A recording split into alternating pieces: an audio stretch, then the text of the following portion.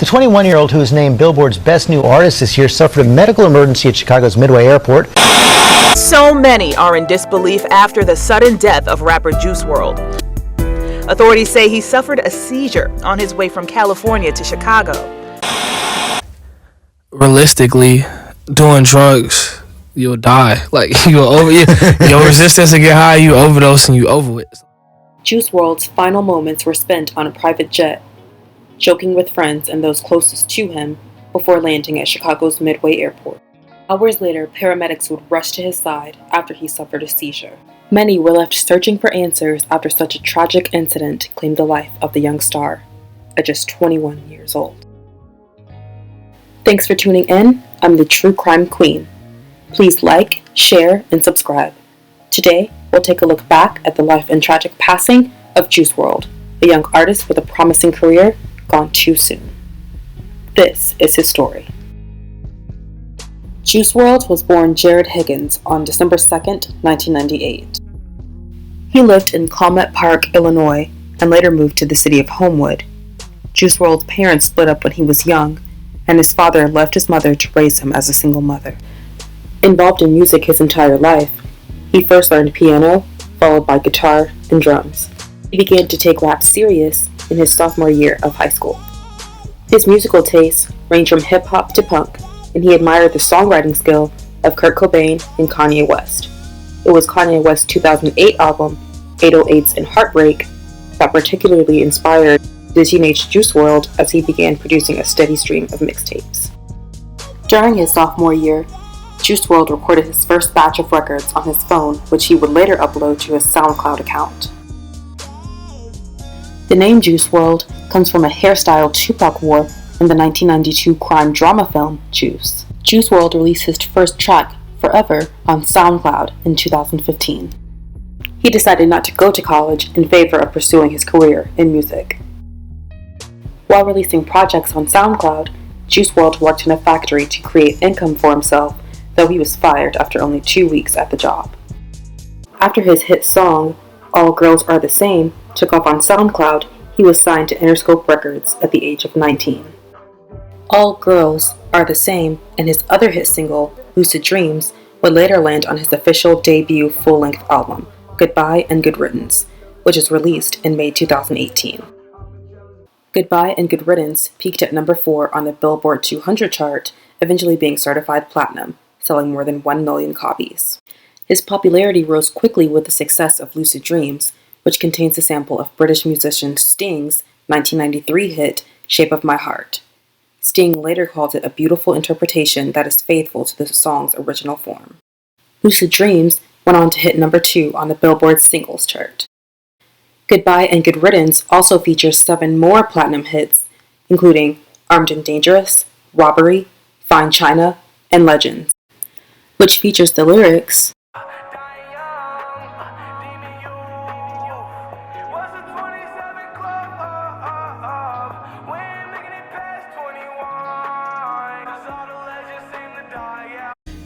In January 2019, Juice Wrld released the single, Robbery, ahead of the full-length album, A Death Race for Love, which was released later that March. The album shot to number 1 on the Billboard 200 chart and was soon certified gold, selling more than 500,000 copies. He also toured European arenas with Nicki Minaj the same year.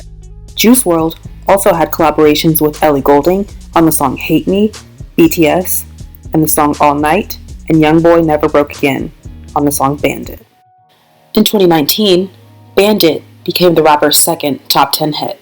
SoundCloud says Juice Wrld was the most streamed, liked, and reposted artist on its platform in 2018, and Lucid Dreams took the place of the most played songs of any songs that year.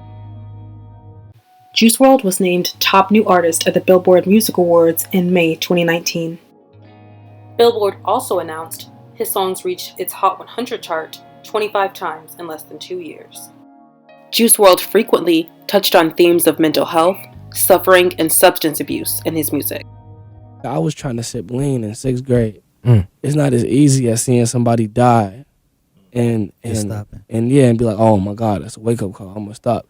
it'll make you think like, damn, I don't want that to happen to me. But at the same time, you already addicted. Your body is screaming for that shit. You know what I'm saying? I feel like when people do drugs, it separates their head from their body even more. It separates their soul from their body even more. My relationship with drugs now, I try my best to stay away from them. You know, obviously we're all human, we're not perfect. That is something that I highly recommend people do not dive into because it is a really deep hole to climb out of. That's pretty much what I can say about it. I'm learning from my mistakes. Juice Wrld performed his final concert at Festival Hall in Melbourne, Australia on November 29, 2019. During the concert, Juice Wrld told his fans he, quote, loved them more than life itself, and before leaving the stage, he said they can do whatever they want to do in this life. He told the crowd he loved them from the bottom of his heart. Juice Wrld appeared to be completely happy and healthy while celebrating his 21st birthday in his final Instagram post. On December 4th, 2019, he captioned a photo of himself partying on a yacht with friends, saying, quote, yesterday was my actual B-day. I'm celebrating all week though. On December 8th, 2019, Juice Wrld boarded a private jet flying to Chicago's Midway International Airport. Officers were waiting for the jet to arrive as they had been notified by federal agents while the flight was en route that the jet was suspected to be carrying guns and drugs, according to law enforcement. Police say those on the plane were in the lobby with their luggage in 2 carts. Canine units from the Illinois State Police searched the luggage and alerted officers to narcotics in 2 of the suitcases, according to investigators. Police said a search of the luggage turned up 41 bags of suspected marijuana and 6 prescription bottles of suspected liquid codeine, as well as 3 guns. Police say none of the occupants on the plane would claim ownership of the luggage. It was during the search of the plane and questioning of the individuals on the flight, including his girlfriend Ali Lottie, that Juice Wrld began convulsing and went into cardiac arrest, according to Chicago police. Police asked Ali if Juice Wrld had any medical issues or had ingested any drugs. She replied that he did not have any medical conditions, but that he, quote, takes Percocet and has a drug problem, according to police. Percocet contains acetaminophen and oxycodone, which is an opioid. According to the New York Times, federal agents quickly administered Narcan, a drug used to revive people thought to be overdosing on opioids, and the Chicago Fire Department was at the scene in under 7 minutes.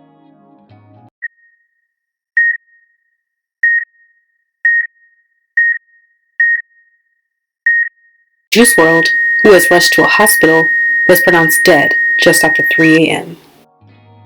According to the Cook County Medical Examiner's Office, the sudden death of rapper Juice Wrld was caused by an accidental overdose of codeine and oxycodone.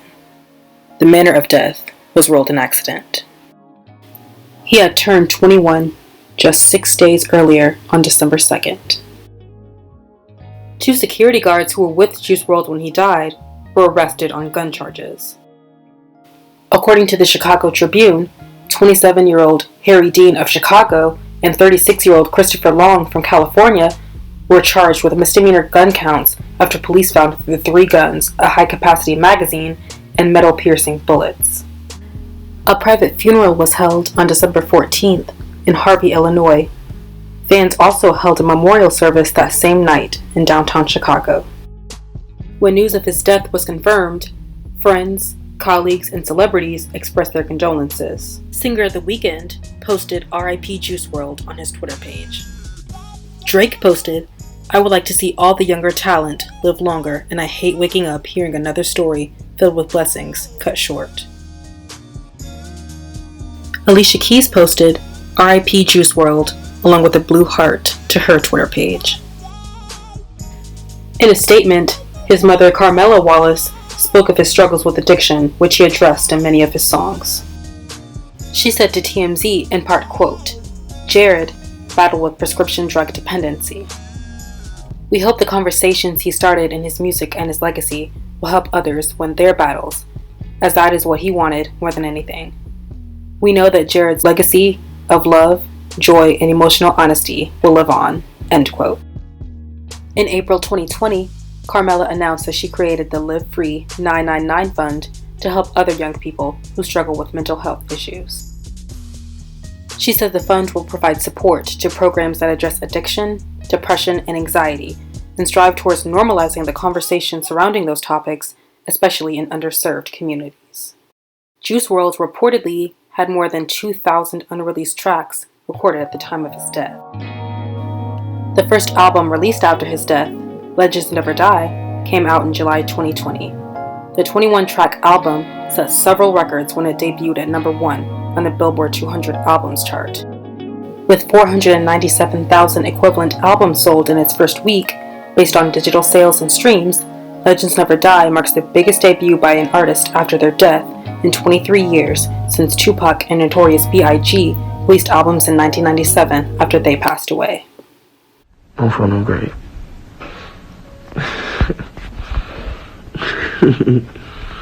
I love y'all to death. I couldn't ask for better fans and supporters. I'm gonna do a better job of talking back to all of y'all. I do talk back to some of y'all. I'm trying to talk back to all y'all. For sure. I love all y'all to death. 999. Forever. The party never ends. And landing inside my grave, I know that you want me dead.